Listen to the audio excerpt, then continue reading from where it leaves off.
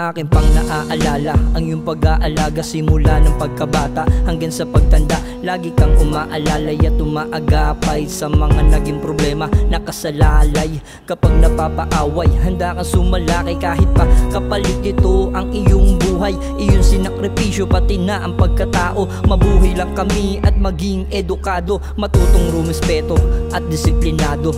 Yan ang iyong tinuro para sa kapwa-tao. Mahalin ang isa't isa nang hindi nag-iisa, nang sa magkaisa ang isang pamilya. Salamat po, patawad po o aking ina sa mga pagkukulang ko na pinadama. Ako'y nangungulila nung ikaw ay mawala. Ngayon alam ko na kung gaano ka kahalaga.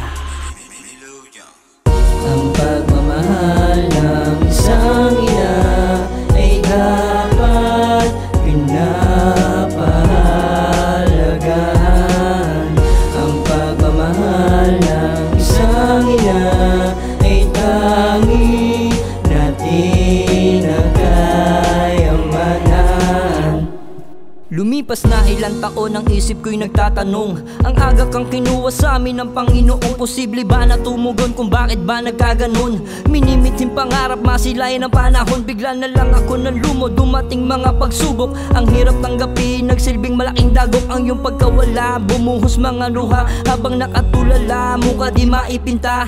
Paano ko mapapakita ang gustong ipamalita ko sa'yo, para makita pangalan na makilala at palaging maalala na sa'yo ako nagmana at lubos na humahanga at sa'kin nakasuporta. Walang makakatumbas ng iyong pagmamahal dahil ikaw lang ang nagturo sa'kin na magdasal upang ako ay dinggin ng ating may kapal. Dito na magtatapos ang aking kinumpisal.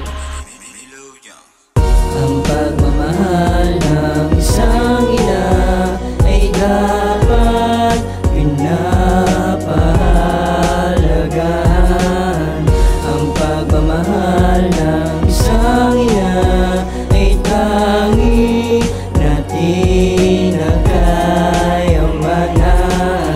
Pahalagahan natin ang ating ina, pagkat sila ang ating kayamanan. Di matutumbasan ang ating kaligayahan ang pagmamahal ng isang ilaw ng tahanan.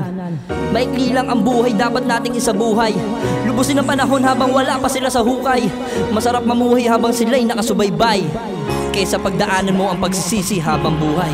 Ang pagmamahal ng isang ina ay dapat pinapahalagahan.